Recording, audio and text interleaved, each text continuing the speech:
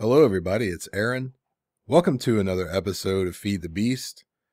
Firstly, I want to give a shout out to James Adams, who left me a comment, and it was, whoops, I've been doing that a lot. In each interface, you can turn off whether or not it's shown in the interface terminal. And I had already moved this, but I came over to check it out. I don't want to see this in the interface terminal because I'm not going to use it to put any patterns in or anything like that. So I really appreciate that comment, James. Thank you very much. I actually have not had a lot of time lately because of physical therapy and work hours and stuff. But I've got a little time today, so I wanted to start automating the creation of the IC2 things, plates, cables, stuff like that.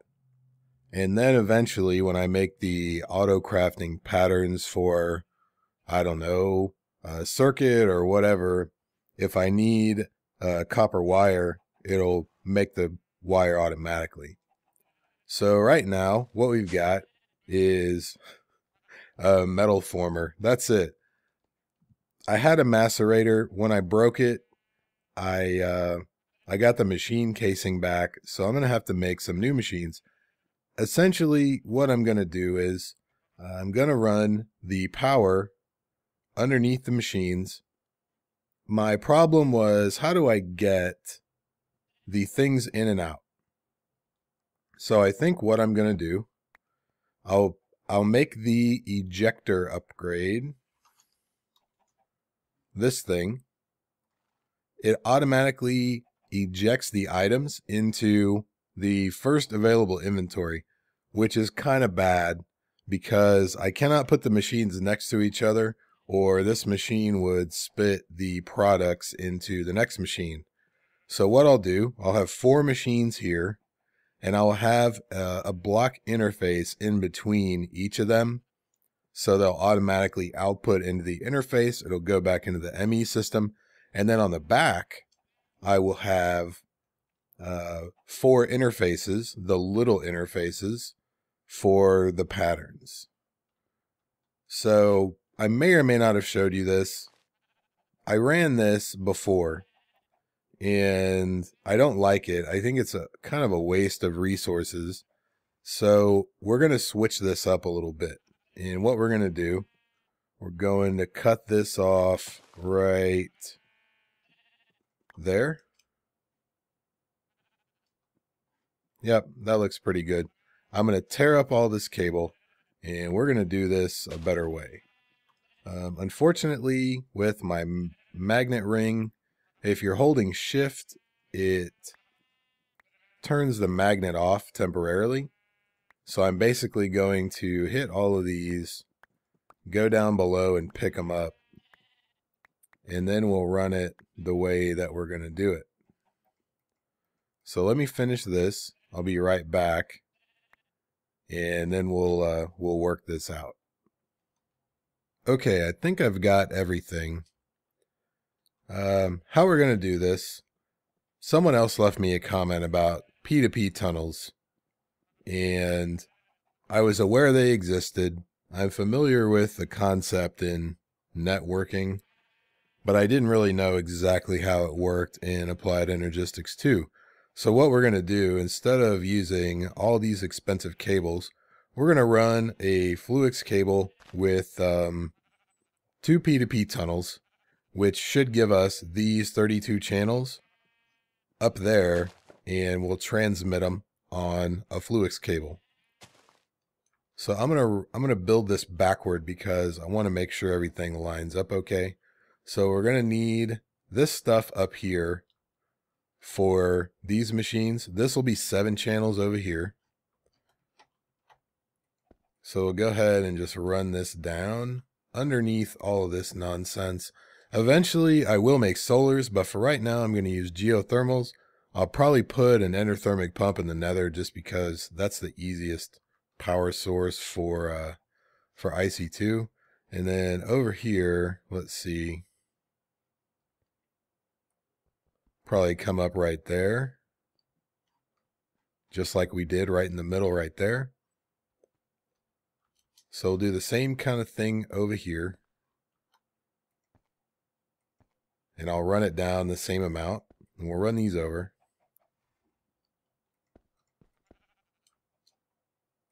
Wherever they connect, we'll put the dense cable. All right, so here's a dense cable. We'll run this down.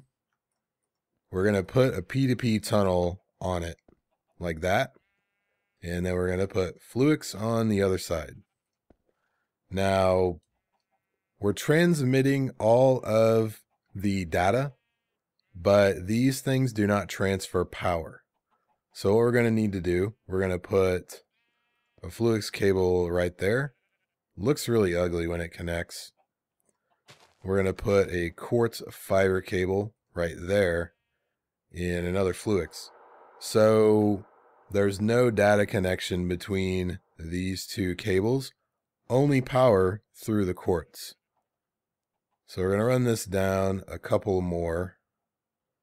I mean, I guess I could run it straight. Yeah, let's just run it straight. So I'll just come over here and then we'll work it down to connect to that dense cable over there. Okay, still kind of wonky, better than it was. So we will get rid of this guy. We'll put our other P2P tunnel right here. And then we're going to need to do the same thing with the quartz fiber. So we'll run a little Fluix right there. We'll put a quartz fiber here and then another Fluix. So right now this does nothing. If we take a memory card, we'll shift right click this P2P tunnel. And before we hook it up to the other one, if we hook this guy up to the smart cable, we should see nothing. But once we load the settings in this P2P tunnel, successfully loaded settings, bam, there's everything. So I'm still getting the hang of this. If I had been familiar with P2P tunnels when I set up the network, I would have set it up much differently from the get-go. But that's the whole thing about modded Minecraft for me, is once I learn new concepts, I like to apply them in my next playthrough, which you may or may not have noticed. So we should be running 32 channels through this little bitty Fluix cable. Saves a lot of resources, and it's just a pretty cool thing. So we ought to get some devices and hook them up and see what happens, just to make sure it works. So let's see how many interfaces I have in here. None. I have 4 in here. Couple export buses. I think level limiters take a channel, but I'm going to need some more interfaces anyway. I thought I had made a pattern for them. Apparently, I neglected to do that. I will put it on the list of things to do. So let's go ahead and we'll just set this up kind of how it's going to go. So we're going to need 3 of these to be the blocks. We'll go ahead and make all 3. Whoops. Okay. So we'll basically put the blocks here, here, here, with a machine on either side with the ejector upgrade, and then the actual patterns will go in an interface on the back. I had considered using these interfaces, but I don't think there's a way to differentiate which machine it goes into if it's connected to 2 machines. So this was the only thing that I really came up with that I thought would work. So let's see how many channels we have on this one. Looks like we have 5. I was hoping for a couple more. So let's just go ahead. We'll just put these guys over here if I can click them right. So that is all 8 channels. Now we just need one more device, just to make sure that we got all 32. I'm pretty sure. See, I don't have any drives. I don't have any. I do have a couple of terminals. Those will work. I just want to make sure I'm correct in my thinking here. Terminal, terminal. I see everything. I see everything. 2 channels used on this one. So in the event that I need to put machines, I can't get out of here anymore.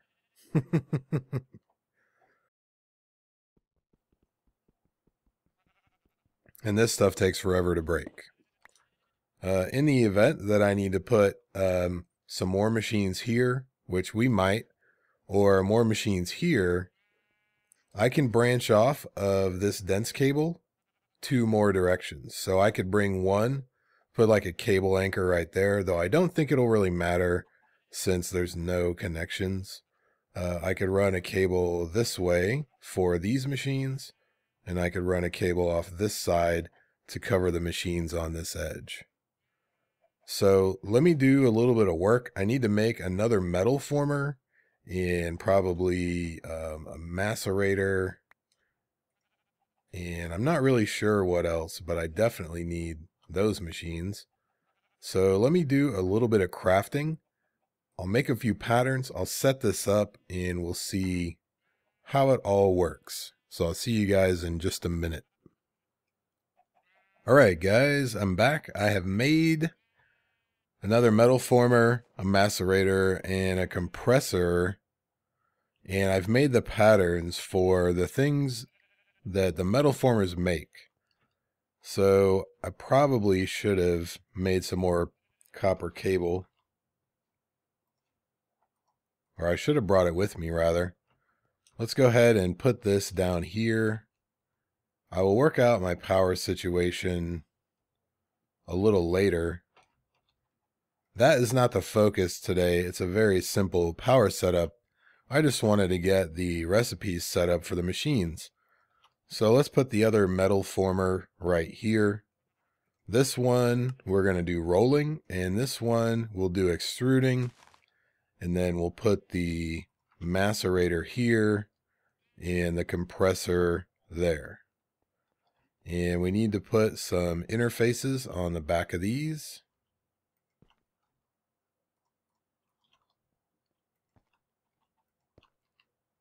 Okay, so that should be 8 channels. It looks like 8. I've got 7 interfaces up here, plus the terminal and the floor. So how we'll do this, we'll put an ejector upgrade in each of these machines.